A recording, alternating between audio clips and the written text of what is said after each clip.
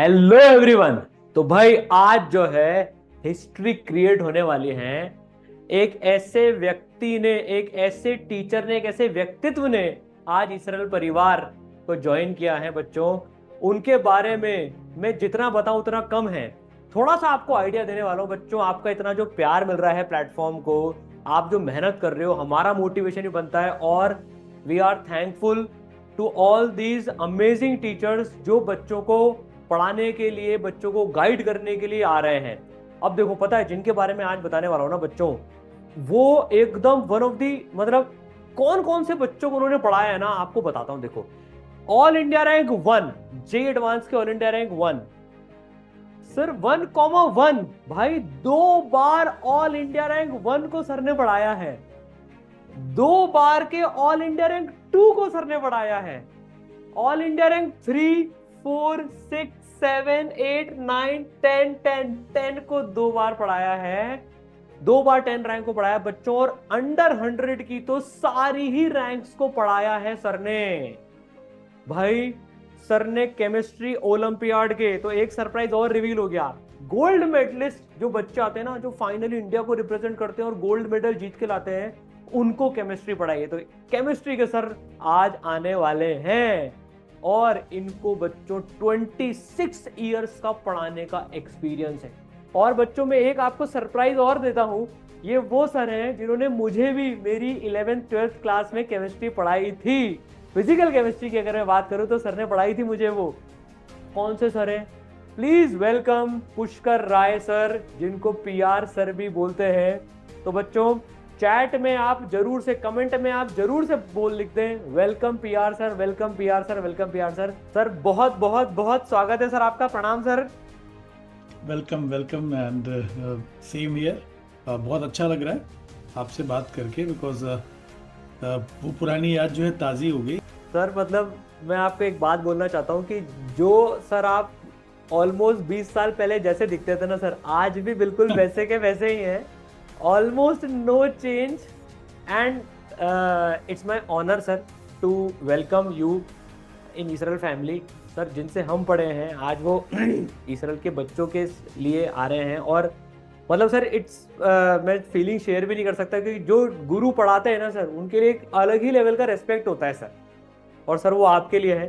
Sir आपने 26 साल से इतनी मेहनत, इतनी तपस्या करी है। और सर केमिस्ट्री को मतलब घोट के पीना भी सर बहुत छोटा वर्ड है सर।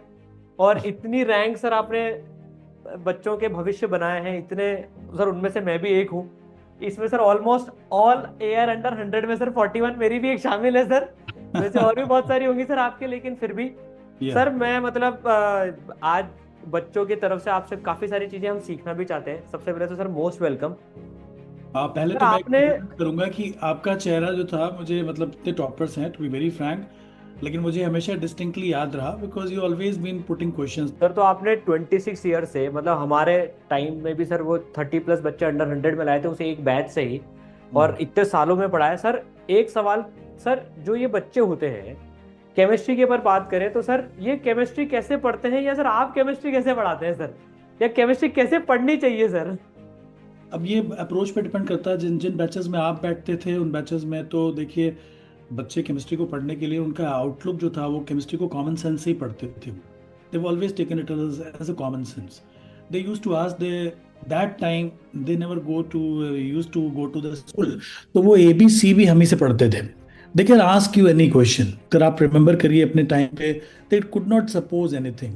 तो केमिस्ट्री पढ़ाना एक चैलेंज था right from the beginning, because it theoretical subject. It's not like something you have written a formula and you start going about it. तो वो क्वेश्चंस पे जब तक वो कन्विंस नहीं होते थे वो आगे नहीं बढ़ते थे। मैंने ऐसे ऐसे मतलब बच्चों को देखा है, उनका पागलपन देखा है कि एक दिन पहले वो पढ़ रहे हैं उस दौर में, कह रहे हैं सर ये वाला डेरिवेशन दिखलाओ। मैं कह रहा हूँ कल एग्जाम है, डेरिवेशन क्यों देखना है? नहीं नहीं सर, मेरे को ना अच्छा नहीं लग रहा, मेरे को आप ये डेरिवेशन बताओ। एक दिन पहले एग्जामिनेशन के हसीन, मैं उस बच्चे का नाम बता दूं, अजय गर्ग, IR7। मैं उसको समझा रहा हूँ तो he is gone into some different.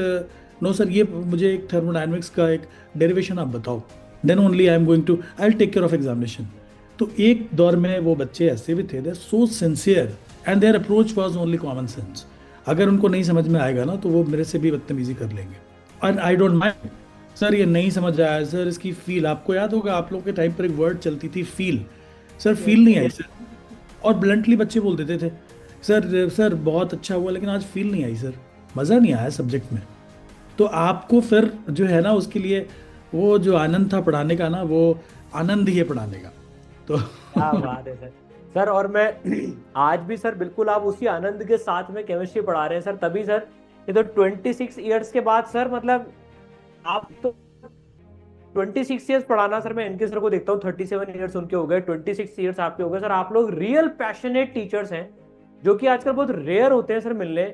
मतलब जिस लेवल पे सर आप लोग जिस लेवल पे मेहनत करके पहुंचे हो सर, हम लोग तो आपको इतना परेशान करते थे, मुझे अभी भी याद है कि इतने भर भर के डाउट पूछते थे, पर सर आप कभी भी इरिटेट नहीं हुए थे।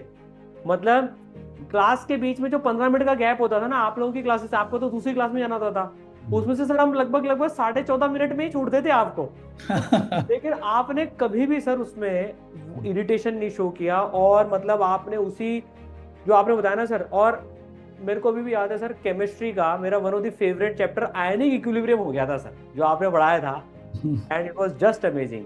तो जैसे सर ने बताया बच्चों की केमिस्ट्री इज कॉमन सेंस, पूछो उसमें सवाल यार और उसको समझ के करेंगे। सर काफी सारे लोग बोलते हैं केमिस्ट्री रटने का सब्जेक्ट है।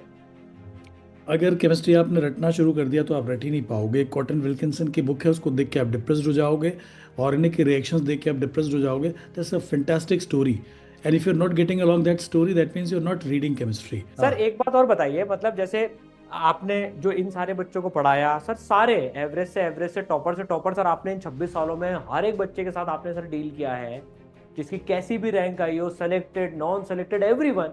सर एक छोटी सी चीज की, जो ये रैंक लाते हैं बच्चे और जो ये रैंक नहीं ला पाते, उनके एटीट्यूड में, पढ़ने के तरीके में सर आपको मेजर डिफरेंस क्या लगा?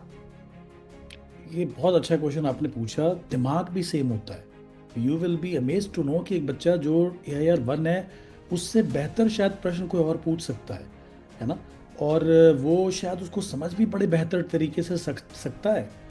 मतलब उसमें पैशन है। कई बार ऐसे बच्चे भी होते हैं जिनके रैंक से 800 900 है, बट उनके पास वही सारी चीज़ें हैं। बट ओनली थिंग इज़ कि जो AIR 1 है ना, वो थकता नहीं है। थकता नहीं है मीन्स वो हमेशा काम पे लगा रहता है, इज़ ऑलवेज रेडी। मतलब आपने 2 घंटे पढ़ाई करी, बेटा मैं थोड़ी सी पढ़ाई और करनी है, हाँ ही इज़ रेडी। बट अगला बंदा बोलेगा सर अभी थोड़ा ना, मैं थोड़ा अच्छी पहले मौसम देख लेता हूँ, मौसम अच्छा है कि नहीं, फिर उसके बाद बैठ के पढ़ूंगा। That's the only difference.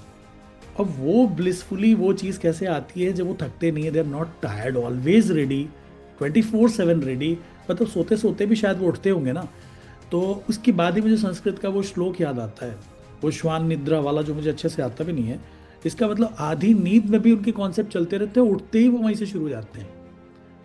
Imagine करिए अगर कोई बच्चा इस मोड में चला गया तो 1 or 2 years time, sometimes a student used to go into this mode for 3 or 4 years time.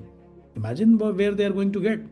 They are going to get in top, मतलब वर्ल्ड में टॉप 10 20 25 बच्चों में वो चले जाते हैं। तो I have seen those kids. आपका सर इस साल एक बच्चा MIT भी गया है। हाँ हाँ, आई हैव सीन दैट। बच्चे से मैंने बहुत कुछ सीखा है। मतलब मैं आपको सही बताऊं तो मैं हर बच्चे से सीखता हूँ। और उस बच्चे के अंदर बिना नाम लिए मैं बोलूँगा कि अनवरत उसकी जो चक्की थी वो चलती रहती थी, नेवर। अब वो कैसे चलती रहती थी, तो उसका रीज़न यही है जो मैं आपको बता रहा हूँ कि कभी भी टायर्ड ही नहीं होते बच्चे। वो मतलब आप टायर्ड हो जाते हैं, लेकिन वो बच्चे टायर्ड नहीं होते। वो सारे सब्जेक्ट्स पे लड़ रहे हैं। और आप सोचेंगे फिजिक्स पढ़ रहा है, फिर मैथ्स पढ़ रहा है, वो केमिस्ट्री पढ़ रहा है, वो कॉमन सेंस पढ़ रहा है। Once he get into that thing जहाँ पर उसको लग रहा है कि मैथ्स से फिजिक्स का ट्रांजिशन और फिजिक्स से केमिस्ट्री का ट्रांजिशन कुछ है ही नहीं, तो फिर आप, दैट्स द आंसर कि वो इतने घंटे क्यों पढ़ पाता है। That mode. तो I have seen that mode. तो उस मोड में आने के बाद जो है फिर sky is the limit. That was my experience.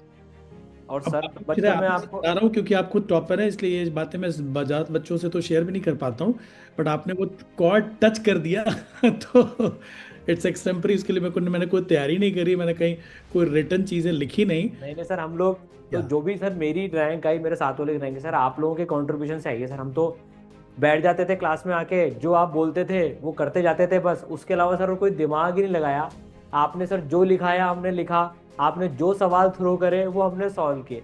And sir आप लोग इतनी मेहनत करके आते थे उसके लिए। Now being a teacher I realise कितनी मेहनत करनी पड़ती है एक बच्चे को पढ़ाने के लिए, और आपने ट्रू सेंस में वो काम किया है sir. And that is the reason sir मेरी 41 रैंक लाने में सर मेरा शायद उतना कंट्रीब्यूशन नहीं जितना सर आप लोगों का है। और सर मैं आज इस प्लेटफॉर्म के उसमें एक अपॉर्चुनिटी देता हूँ सर आपको थैंक यू बोलने की सर।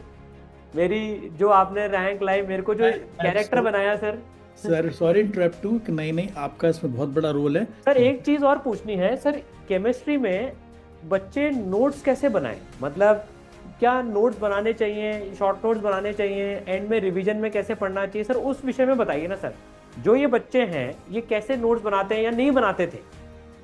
नोट्स में तो बच्चों के पास रफ पेजेस होने चाहिए, और थोड़े से चीज़ों को जब क्लास में बैठते हैं तो उस समय तो सब कुछ उनको हाथ चलाना इसलिए चाहिए बिकॉज वो नहीं चलाएंगे तो दिमाग में बातें इंटर नहीं करेंगे, सिर्फ सुनेंगे तो स्टोरीज हैं।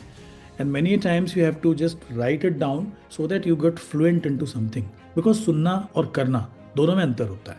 तो क्लास में जो नोट बनाते हैं बच्चे वो अलग चीज़ होती है, उसके बाद उस नोट्स को ना आपको पढ़ना होता है, फिर आप उसे कंक्लूड करते हैं। तो many times you will find कि यार ये तो नोट जो पहले 15 पेजेस थे ना, ये तो इंट्रोडक्शन ही थे, अब तो उनका कोई रोल नहीं है। Now I can write those 15 pages in 1 page, वो दिमाग में ऑटोमेटिकली उनकी सेटिंग हो जाती है। वो 2-3 बार पढ़ने पलटते हैं, वो 15 पेजेस स्किप करके वो सही जगह पे आते हैं। फिर धीरे धीरे ऐसा होता है कि उन्हें लगता है ये पूरा चैप्टर तो 1-2 पेजेस में आ गया। That is the stage. तो नोट्स भी बड़े डायनेमिकली बनते हैं। अगर वो नहीं बन रहा है तो every time you are going in to your copy and getting in to those, you wading through the copy and you could not see the, है ना। क्योंकि किसी भी पहलवान को मारने के ना 2-3 क्रक्स पॉइंट होते हैं, 2-3 क्रक्स पॉइंट को आपने मार दिया तो पहलवान गया।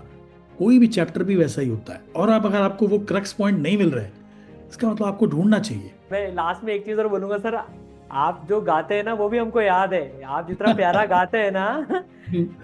जब लास्ट क्लास थी ना सर, हमको अभी भी याद है सर, आपसे हमने जी भर के गाने सुने थे सर एकदम। वो इसलिए करते थे। अच्छा, कई बच्चे बोलते थे ना उस समय, मुझे एक कमेंट मार देते थे, सर आप गाते बहुत बढ़िया हो। तो मुझे लगता था यार मैं पढ़ाता अच्छा नहीं हूँ क्या। अरे तो सर बट ऐसा कोई अब बोल मुझे ही नहीं समझ सकता आता सर, है। हाँ, कोई बोल ही नहीं सकता। एंड मतलब ये तो सर आपका मल्टी टैलेंट है कि केमिस्ट्री तो मेन कोर्स है ही सही, उसके साथ सर डेजर्ट में हमको वो इतनी मधुर आवाज में सर गाना भी सुनने को मिला था उस क्लास में। And whole class was like वाह यार, आज तो मतलब। एक्चुअली एक्चुअली मैं क्यों गाता था आपको बताऊं, मुझे लगता था ना कि मैंने बच्चों का सर बहुत दर्द किया, बिकॉज तो लास्ट में मैं कहता था यार 5 मिनट्स इनको लाइट कर देते हैं तो। तो बच्चों, सर के लिए welcome PR sir, PR sir, PR sir एक बार लिख दीजिए। और सर मैं भी आपको सर वापस से वेलकम करता हूँ, और सर मिलके मचाते हैं और बेहतर बच्चों के लिए एजुकेशन को बनाते हैं sir. Thank you sir. Nice nice sir, मैं बहुत मजा आया बात करके।